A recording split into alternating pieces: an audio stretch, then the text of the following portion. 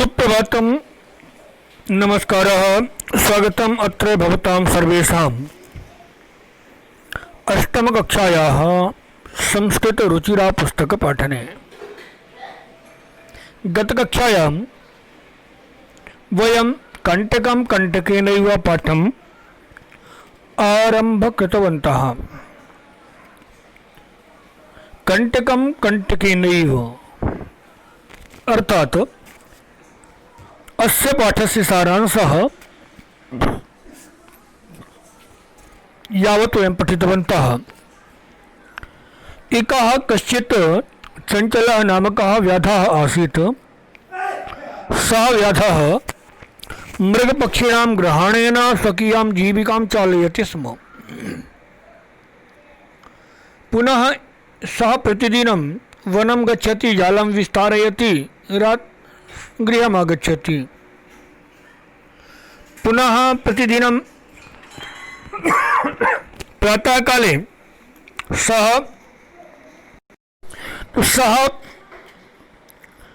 ये केऽपि जीवाः तत्र जाले भवन्ति तान् निष्कासयति, पुनः जालं विस्तारयति, गृहम् आगच्छति, तेषां विक्रयणं करोति।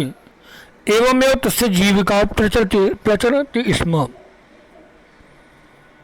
एकवारं सः जालं विस्तीर्य गृहम् आगतवान्। तो यदा सः गृहम् आगतवान् तदा सः पश्यति, द्वितीयदिनं यदा गच्छति तो सः पश्यति यत् मया विस्तारिते जाले अथवा मम द्वारा विस्तारिते जाले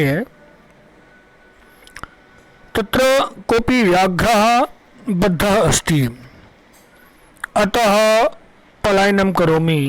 यदा सः पलायनस्य इच्छा करोति तदा सः व्याघ्रः तं व्याधं निवेदयति यदि त्वं मां जालात् बहिः करोति तर्हि अहं त्वां न हनिष्यामि।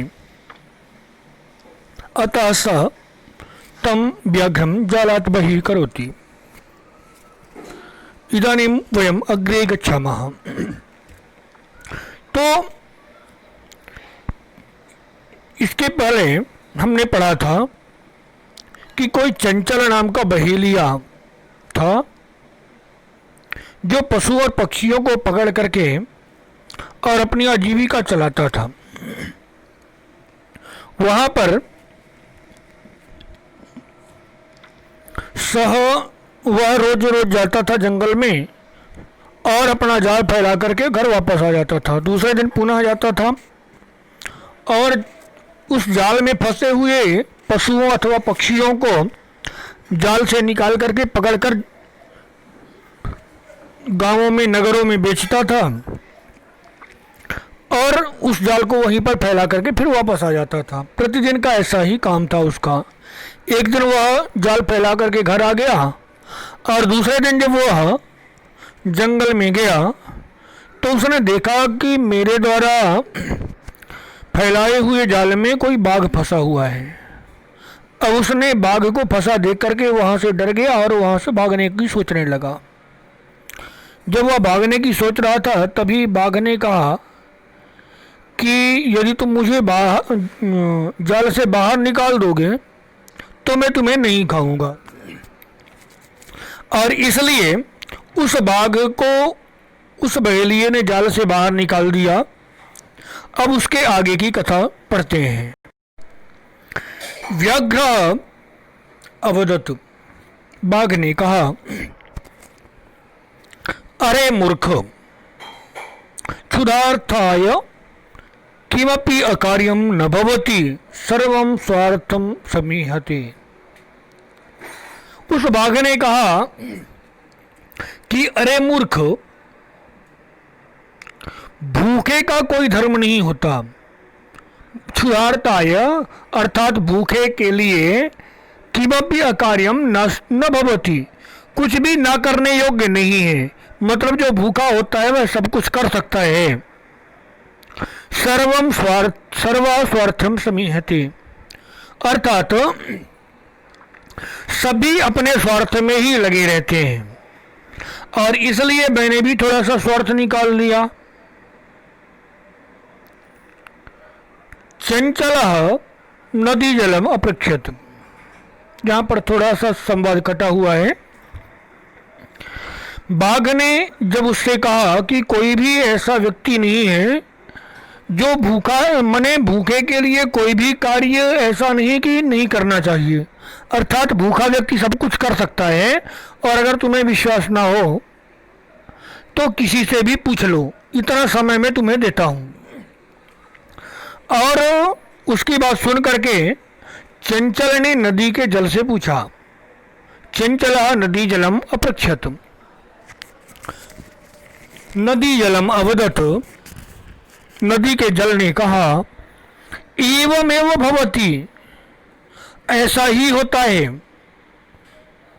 यह बात सत्य है कि सब लोग स्वार्थ में लगे रहते हैं, स्वार्थ सिद्ध करना चाहते हैं, और जैसे ही स्वार्थ निकल जाता है तो जिससे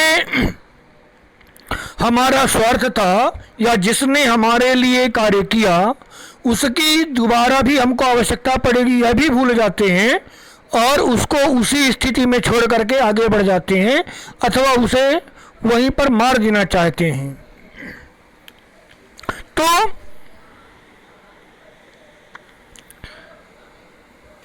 नदी जल ने कहा, एवमेव भवति, ऐसा ही होता है। जनाः मयि स्नानं कुर्वन्ति, लोग जनाः मयि स्नानं कुर्वन्ति, लोग मुझ में स्नान करते हैं। मलमूत्रादिकं च विसृज्य वस्त्राणि प्रक्षालयन्ति, मलमूत्रादिकं विसृज्य निवर्तन्ते, वस्त्राणि प्रक्षालयन्ति, कपड़े धोते हैं। तथा च, और मलमूत्रादिकम विसृज्य, अथवा अर्थात गंदगी बहा करके, गंदगी का विसर्जन करके, निवर्तन्ते, लौट जाते हैं। वस्तुतः सर्वः स्वार्थं समीहते, वास्तव में सब कुछ स्वार्थ में ही संभव है, या सभी स्वार्थ में ही लगे रहते हैं।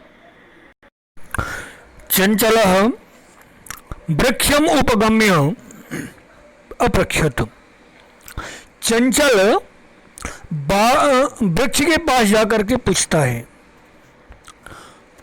वृक्षः अवदत, बाघ ने कहा, मानवाः अस्माकं छायायां विरमन्ति, अस्माकं फलानि खादन्ति, पुनः कुठारैः प्रहृत्य निवर्तन्ते, पुनः कुठारैः प्रहृत्य अस्मभ्यं सर्वदा कष्टं ददति, तत्र यत् कुत्रापि छेदनं कुर्वन्ति सर्वः स्वार्थं समीहते। चंचल कहता है, वृक्ष के पास जाकर के पूछा जब, तो वृक्ष ने कहा कि वास्तव में सच यही है। क्यों? कहते मानवाः अस्माकं छायायां विरमन्ति, मनुष्य हमारी छाया में विराम लेते हैं या आराम करते हैं। अस्माकं फलानि खादन्ति, हमारे फलों को खाते हैं। और पुनः कुठारैः प्रहृत्य, और बाद में कुल्हाड़ी से काट करके अस्मभ्यं सर्वदा कष्टं ददति, हमें हमेशा कष्ट ही देते हैं। यत्र कुत्रापि छेदनं कुर्वन्ति, कहीं से भी काट ले जाते हैं। अतः सर्व स्वार्थम समीहते, सब स्वार्थ में ही लगे रहते हैं। मतलब स्वार्थ थोड़ा सा निकला तो वह यह भी भूल जाते हैं कि इसका आने वाले समय में कोई उपयोग भी है। एका लोम समीपे एका लोमसिका वदरी गुल्मा नाम पृष्ठे नीलिना एतां वार्तां शृणोति स्म। यहाँ पर इस्मा लगा है, इस्मा नहीं है, विसर्ग हटा देना है, स्म। समीपे एका लोमशिका, पास में एक लोमड़ी, बदरी गुल्मा नाम पृष्ठे नीलिना एतां वार्तां शृणोति स्म। एक लोमशिका अर्थात लोमड़ी, बदरी गुल्मा नाम, गुल्म माने होता है झाड़ी, तो बेर की झाड़ी के पीछे नीलिना आसीत यानी छिपी हुई थी और एताम वार्ताम शृणोति स्म और इस बात को सुन रही थी। सा सहसा चंचलम उपसृत्य कथयति वह अचानक चंचल के पास जाकर के कहती है का वार्ता माम अपि विज्ञापय क्या बात है मुझे भी बताओ। सह अवदत उसने कहा अह मातृस्वसः अवसरे त्वं समागतावती मया अस्य व्याघ्रस्य प्राणाः रक्षिताः परम एषा मामेव खादितुमिच्छति। तदनन्तरं सः लोमशिकायै निखिलां कथां न्यवेदयत्। तो समीपे एका लोमशिका बदरीगुल्मानां पृष्ठे नीलिना आसीत्। पास में ही एक लोमड़ी बेर की झाड़ियों के पीछे छिपी हुई थी और इस बात को सुन रही थी। अचानक सा सहसा वह अचानक चंचलम उपसृत्य चंचल की तरफ सरक करके यानी चंचल के पास जा करके कहने लगी का वार्ता माम अपि विज्ञापय क्या बात है मुझे भी बताओ। सह अवदत उसने कहा किसने कहा चंचल ने कहा क्या कहा अह मातृस्वसः अरे मौसी तुम अच्छे समय पर आई हो। अवसरे तुम समागतवती तुम बहुत सही समय पर आई हो। मया अस्य व्याघ्रस्य प्राणाः रक्षिताः मैंने इस बाघ के प्राण बचाए परम एषा मामेव खादितुमिच्छति लेकिन यह मुझे ही खाना चाहता है। और उसके बाद उसने उस लोमड़ी को पूरी कहानी बताई। लोमशिका चंचलम अकथयत लोमड़ी ने चंचल से कहा तुम जालम प्रसारय तुम जाल फैलाओ। पुनः सा व्याघ्रम अवदत उसके बाद उसने बाघ से कहा किन प्रकारेण तुम एतस्मिन् जाले बद्धः इति अहम प्रत्यक्षम द्रष्टुम इच्छामि। तुम इस जाल में कैसे फंसे हुए थे यह मैं प्रत्यक्ष रूप से देखना चाहती हूँ। व्याघ्र तद्वृत्तान्तं प्रदर्शयितुं तस्मिन् जाले प्राविशत। बाघ उस वृत्तांत को दिखाने के लिए उस जाल में घुस गया। लोमशिका पुनः अकथयत लोमड़ी ने फिर से कहा संप्रति पुनः पुनः कूर्दनं कृत्वा तुम दर्शय और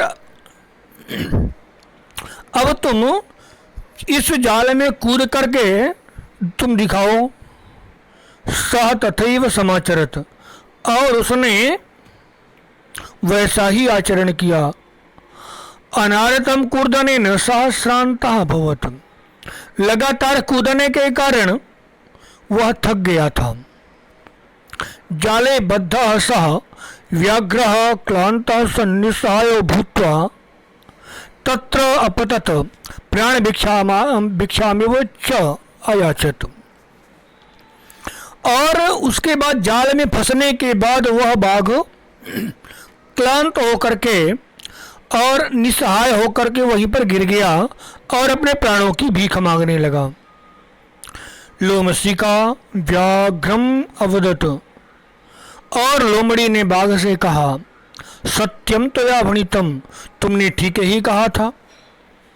सर्वा स्वार्थ्यम समीहते सब स्वार्थी होते हैं। अभी तक तुम स्वार्थी बन रहे थे और इसलिए अब तुम जाल में फंसे हुए हो तो अब हम स्वार्थी बन जाते हैं। और इस प्रकार से कहने का तात्पर्य यह है कि जो मनुष्य स्वार्थ को सिद्ध करना ही चाहता है और केवल स्वार्थ के कारण अपने ऊपर उपकार करने वालों को भी भूल जाता है, ऐसे मनुष्य की यही गति होती है।